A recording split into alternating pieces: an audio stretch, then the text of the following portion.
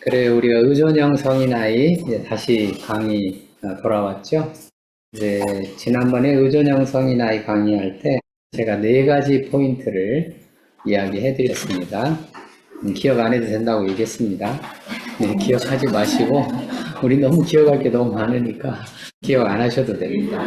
네, 일부러 안 하셔도 그러니까 일부러 안 하셔도 되고.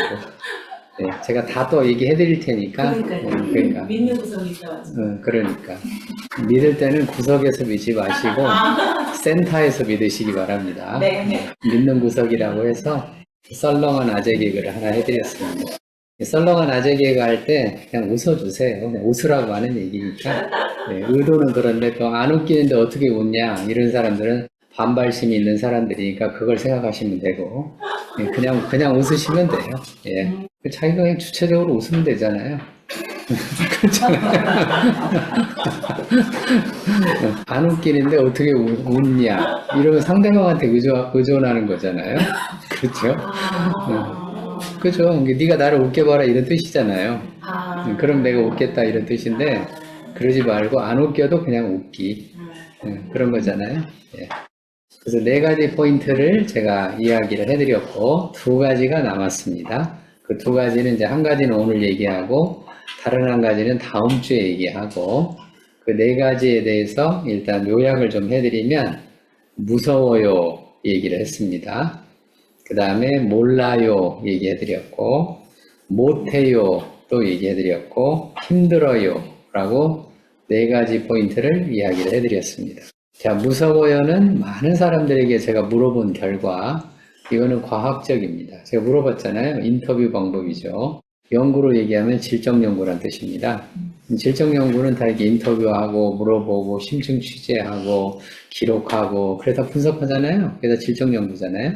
제가 이제 내담자들한테 정말 수없이 물어본 거죠. 제가 만나는 내담자들이 의존형도 많으니까. 무서워요 라고 뭐가 무섭냐라는 질문을 제가 늘 해요.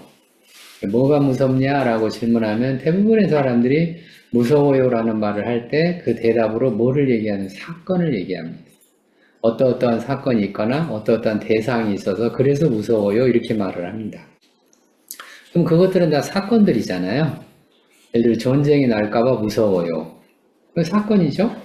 그럼 전쟁이 날까봐 네가 왜 무섭냐? 이건 다른 질문이잖아요. 근데 사람들은 그렇게 생각 안 하죠. 그냥 전쟁이 날까봐 무서워요? 맞을까봐 무서워요? 때릴까봐 무서워요? 화낼까봐 무서워요? 째려볼까? 이렇게만 얘기를 자꾸 하잖아요. 근데 째려보면 네가 뭐가 무섭냐? 이게 포인트잖아요. 그걸 이제 생각해 보라고 제가 뭐가 무섭냐를 이렇게 물어보면 대부분의 사람들의 대답은 무서워요가 뭐하고 연결되어 있냐면 싫어요하고 연결되어 있어요.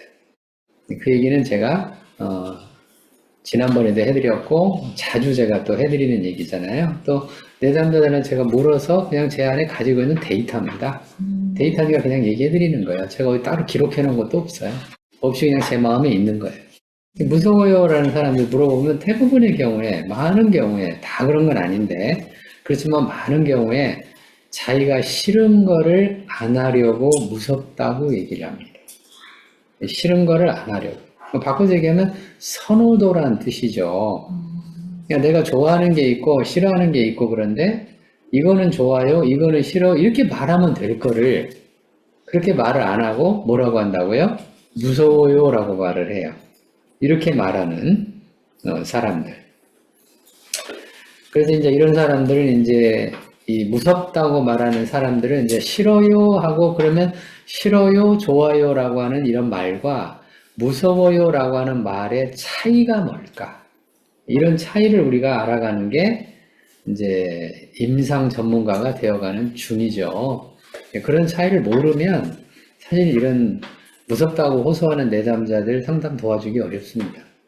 어렵고 늘 사건만 얘기해서 그 사건이 어떻게 안 생기고 어떻게 피하고 어떻게 이런 얘기들만 하고 끝나죠. 예를 들어 누가 때릴까봐 무서워요. 그러면 네가 도망가면 되잖아. 이런 식으로 말을 합니다. 물론 도망가면 되죠. 그럼 잠시 안 맞을 수는 있죠. 그럼 이 사람 나중에 또 무섭다고 얘기합니다. 왜? 다른 사건이 또 생길 테니까. 그러니까 계속 사건들을 피해서 도망다니기만 하면 어떻게 이 무서움을 줄이냐고요? 줄이기가 어렵죠. 근데 근본적으로 제가 늘 하는 얘기가 있죠. 한 번에 끝내는 방법이 있다. 모든 전쟁을 한 번에 끝내는 방법이 있다. 그렇게 얘기합니다. 만약에 사건마다 자꾸 도망다니고, 뭐, 안 맞으려고 그러고, 뭐, 이렇게만 다니면 수없이 많은 전쟁을 치러야 되잖아요. 근데 한 번에 끝낼 수 있는 방법인데, 그게 뭐냐면, 나를 바꾸는 거다. 나를 바꾸면 전쟁은 한 번에 끝난다. 그러니까 누가 무서워요? 그러면 제가 묻죠. 뭐가 무서워요? 이렇게 얘기했잖아요. 그럼 이게 뭐라고 얘기했냐면 싫어요라고 얘기했잖아요. 그럼 싫어요하고 무서워의 차이가 뭐냐? 싫어요는 내가 싫어요란 뜻이잖아요. 그러니까 싫어요, 좋아요라고 말하는 사람은 내가 전면에 등장하는 사람들입니다. 근데 무서워요 하는 사람들은 나를 어떻게 하는 사람들이에요? 숨기는 사람들이죠. 이때는 내가가 아니죠. 나를이죠. 그 두 가지 중요한 차이가 있어요. 그러니까 영어로 얘기하는 대문자 I는 선호도에 대한 얘기고, 내가 싫어요, 내가 좋아요, 이건 내가잖아요. I, 대문자 I잖아요. 근데 나를 숨겨요, 나를, 이건 미잖아요. 영어로 얘기하면 미잖아요. 미라고 얘기하면 나를 뭘로 놓고 얘기하는 거냐면 수동태로 놓고 얘기하는 거잖아요. 수동태로 놓거나 대상으로 놓고 얘기하는 중이죠. 우리가 내담자하고 대화할 때 아이가 없으면 대화하기 어렵습니다. 그렇죠? 어렵죠? 우리 모든 대화는 너하고 나하고 대화하는 거잖아요. 서로 대화하는 거잖아요. 상대의 아이를 부각시키는 방법이 싫어요라는 뜻이에요. 싫어요를 얘기하기 시작하면 그때부터는 네가 싫단 말이지 이게 가능해요. 네? 그럼 무서워요도 그러면 네가 무섭단 말이지 이것도 가능하잖아요. 네가 무섭단 말이지 이것도 가능하긴 한데 이때 이 사람들은 그때 내가라는 말을 쓰기를 잘 안 해요. 안 하고 나를이라는 소문자 미 쪽으로 자꾸 얘기를 하니까 대화하기가 어렵죠.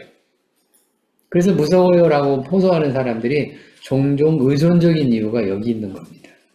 그래서 이 사람들을 싫어요 쪽으로 대화를 유도해서 이 싫어요를 가지고 얘기할 때 네가 그러면 싫다는 게 있는데 그럼 네가 좋아하는 것도 있다는 뜻이네? 이런 말이잖아요. 좋아하는 것도 있고 싫은 것도 있고 이렇게 해야 대화가 되잖아요.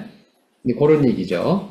그래서 이런 식의 얘기를 제가 무서워요 속에서 얘기를 해드렸고 몰라요, 못해요, 힘들어요. 이 세 가지는 전부 다 뭐라고 얘기해드렸냐면 짝개념이라고 얘기해드렸습니다. 짝개념이라고 하는 거는 몰라요는 뭐하고 짝이에요? 알아요 하고 짝이고 못해요는 해요하고 짝이잖아요. 힘들어요는 쉬워요 하고 짝이라고 했잖아요. 그럼 오늘 얘기하는 어려워요는 뭐하고 짝이에요? 쉬워요가 짝이에요.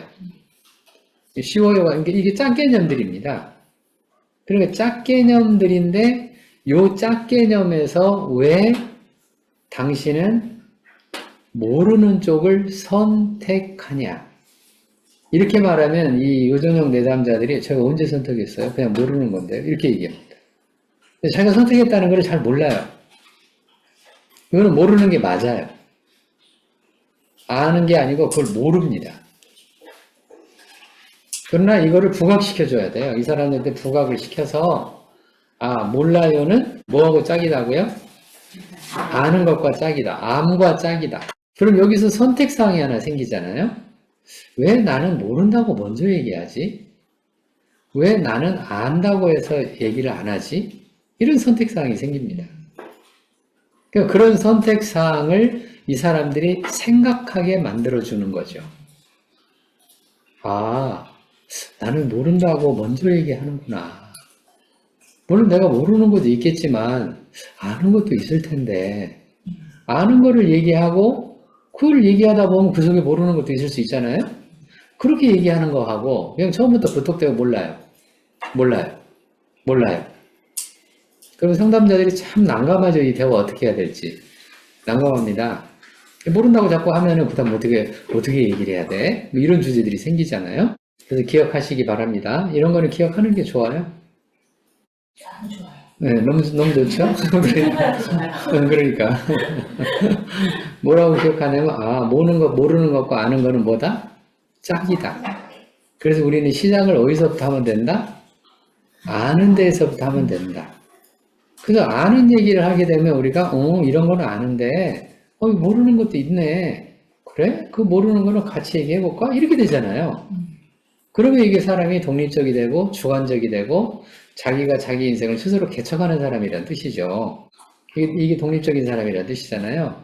의존형 성인 아이를 다 독립적인 사람으로 만드는 게 상당 목표잖아요. 그렇게 가는 겁니다.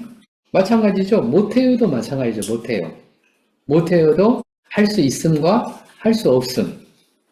이거의 짝이라고 얘기했잖아요. 할 수 있음과 없음. 그러니까 할 수 없는 건 없는 거잖아요. 내가 할 수 없는 건 없는 거니까 그건 못하는 게 맞죠. 그런데 할 수 있는 것들이 또 있잖아요. 그 할 수 있는 것들. 그러니까 할 수 있는 것들을 하면서 뭐를 알게 되냐면 경계선도 알게 되고 한계도 알게 되잖아요. 내가 이런 거는 자꾸 내가 하려고 하다 보니까 여기까지는 내가 하는데 그 이상은 안 되네. 그 이상은 못 하겠네. 이런 게 되잖아요.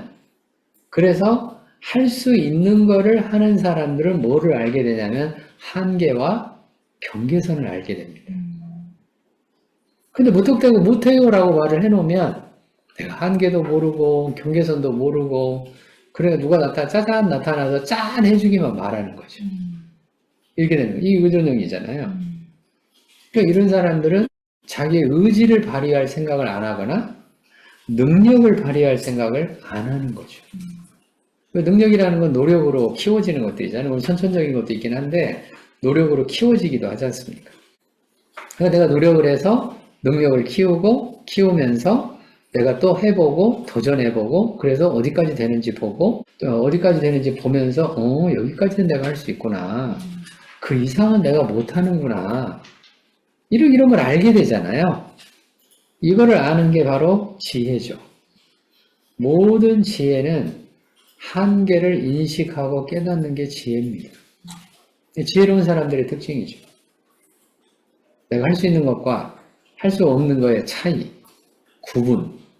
그래서 할 수 있는 건 하고, 할 수 없는 거는 내가 할 수 없으면 누군가 도움을 받아서 할 수 있으면 하고, 도움을 받아서도 안 되면 안 되는 거고, 또 하나님한테 기도해가지고 하나님한테 해달라고 그래서 하나님 해주시면 하는 거고, 하나님 안 해주시면 못 하는 거고, 이게 지혜 있는 사람들이잖아요. 이게 모태어 속에 있는 그런 얘기들이죠.